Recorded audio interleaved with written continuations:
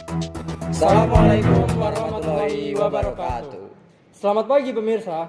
Kini 67 News kembali hadir menemani Anda di sela-sela aktivitas yang padat dengan memberikan berita informasi seputar Danau Kusuman bersama saya Faisal Aziz dan rekan saya Nuri Kuandi Mas Haji Satrio. Kami akan memberikan berita yang terbaru dan teraktual hingga saat ini. Semua sudah kami rangkum dengan sangat baik dalam 67 News. Pemirsa, apa yang kalian ketahui tentang stunting? Stunting adalah kondisi ketika tinggi badan anak lebih pendek daripada standar usianya akibat kekurangan gizi dalam jangka panjang. Kondisi ini bisa disebabkan oleh malnutrisi yang dialami ibu saat hamil atau anak pada masa pertumbuhannya. Berdasarkan data WHO, suatu negara dikatakan mengalami masalah stunting bila jumlah kasusnya berada di atas 20%.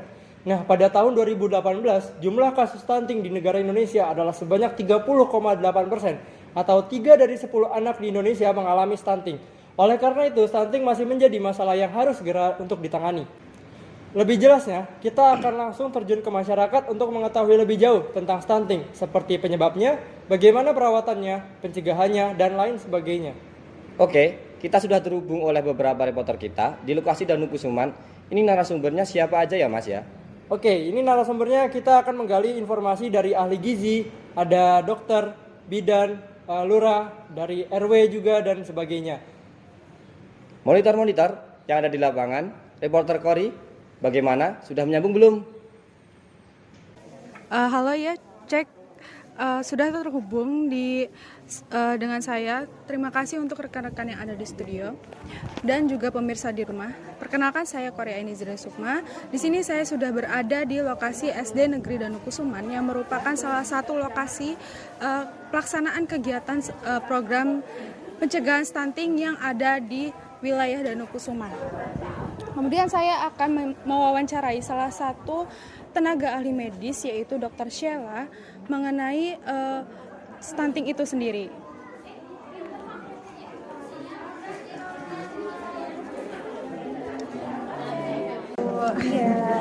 Terima kasih. Sebelumnya terima kasih telah meluangkan waktunya. Saya Korea Inizra Sukma dari KKN 67 ingin mewawancarai Ibu terkait dengan mengenai stunting. Ya. Oke. Pertanyaan yang pertama itu, menurut medis itu stunting itu seperti apa? Ya, jadi secara medis stunting itu adalah kondisi kekurangan gizi yang terjadi secara kronis ya, jadi dalam jangka waktu yang lama, dimulai dari seorang anak itu dalam kandungan sampai dengan usianya 2 tahun. Jadi dari hari pertama kehidupan. Selain kekurangan gizi kronis, penyebab yang lainnya biasanya adalah karena adanya infeksi berulang. Kemudian faktor-faktor apa saja yang menyebabkan terjadinya stunting pada anak? Untuk faktor-faktor yang menyebabkan terjadinya stunting itu bisa kita lihat di 1000 hari pertama dalam kehidupan anak ini ya, dimulai dari pada masa kandungannya, misalnya ibu yang kekurangan energi kronis atau ibu yang hamil dengan anemia.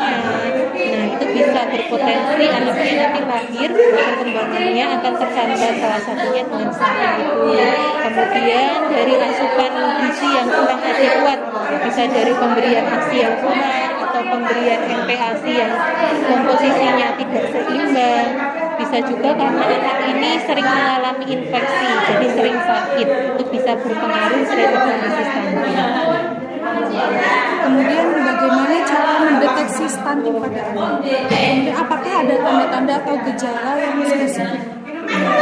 Untuk deteksi stunting pada anak, jadi untuk anak-anak balita itu kan diwajibkan setiap bulan untuk melakukan penimbangan pengukuran tinggi badan di posyandu ya, posyandu sesuai dengan tempat tinggalnya. Nah, apabila dalam pemeriksaan panjang badan, kemudian dari panjang badannya itu kita plotting di buku KIA, tinggi badan menurut berat badannya itu, tinggi badan menurut usianya itu di bawah -2 standar deviasi, maka anak ini dikatakan menderita stunting atau pendek itu ya. Nah, untuk deteksinya sendiri melalui pemeriksaan yang rutin setiap bulan itu. Oleh karena itu, anak yang masih balita sangat dianjurkan untuk rutin untuk melakukan pemeriksaan tinggi badan dan berat badannya di posyandu supaya bisa terdeteksi dengan dini kalau misalnya ada keterlambatan pertumbuhan.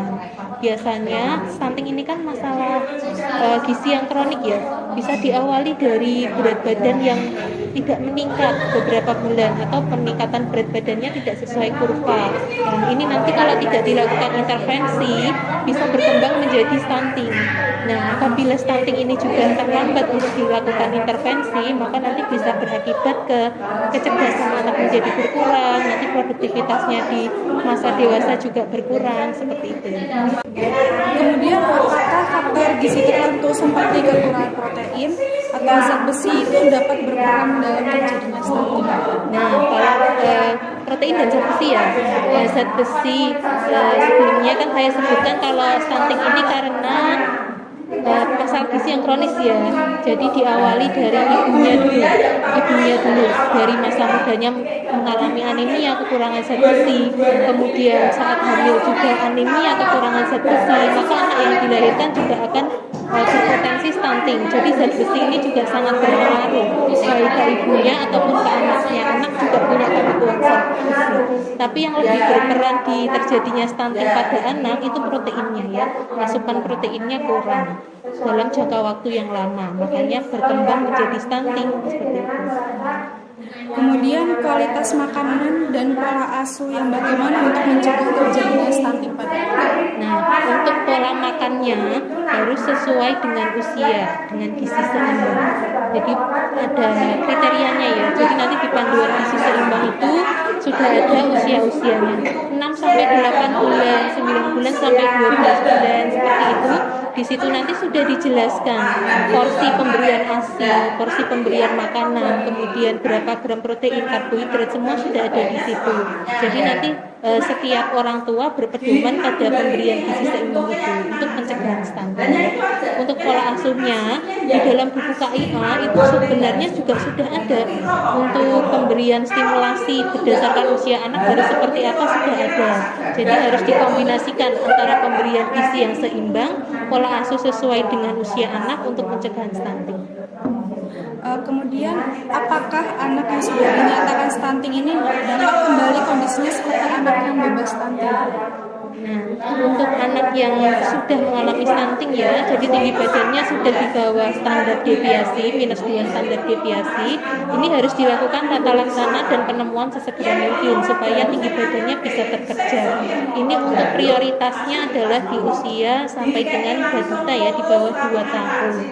Nah, jadi intervensinya kalau dari petugas kesehatan, dari puskesmas biasanya dengan pemantauan tumbuh kembangnya, tetapi dari kita juga pasti memberikan PMT ya, pemberian makanan tambahan untuk mengejar berat badan dan tinggi badannya ini supaya sesuai grafik dan menuju ke normal. Lalu kemudian biasanya pada usia berapa seorang anak dapat ditetapkan bahwa dia itu menderita stunting?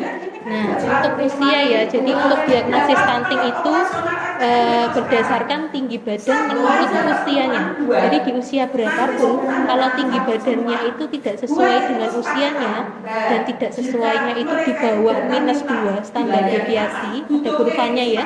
Nah, itu dikatakan anak itu stunting. Kalau di buku KIA di situ mulai dari usia 0 sampai dengan 60 bulan, artinya usia 0 sampai 5 tahun itu sudah ada grafiknya. Nah, nanti tinggi badan anak disesuaikan dengan usianya. Kalau sudah diplotting dia ke di bawah -2 standar deviasi, maka berapapun usianya bisa dikatakan ini stunting. Biasanya tidak hanya stunting, tapi juga ada masalah gizi yang lainnya. Misalnya berat badan menurut usianya juga kurang, atau tinggi badan menurut berat badannya juga kurang. Biasanya juga disertai seperti itu. Kemudian ciri-ciri seorang anak itu mengalami stunting itu seperti apa? Untuk penegakan diagnosis stunting itu tidak bisa dengan melihat fisiknya saja ya, ciri-ciri fisiknya saja itu tidak bisa. Kita harus melakukan pengukuran ukurannya secara lengkap dari tinggi badannya, apakah sudah sesuai dengan usia, berat badannya apakah sudah sesuai dengan usia, seperti itu ya. Kalau tanda-tanda ciri fisiknya itu kurang akurat ya untuk mengatakan anak menderita stunting. Tapi biasanya dia akan lebih pendek dibandingkan dengan teman-teman seusianya, atau postur tubuhnya cenderung kurus ya.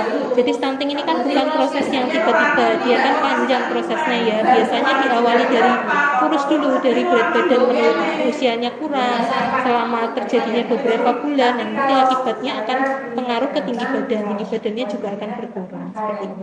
Baik, terima kasih Ibu telah meluangkan waktunya dari saya seperti itu. Iya, sama. Demikian wawancara saya dengan Bu Sheila selaku salah satu tenaga ahli medis dari salah satu program pencegahan stunting yang ada di Danau Kusuman ini. Saya Korea Nizili Sukma melaporkan dan kembali ke studio.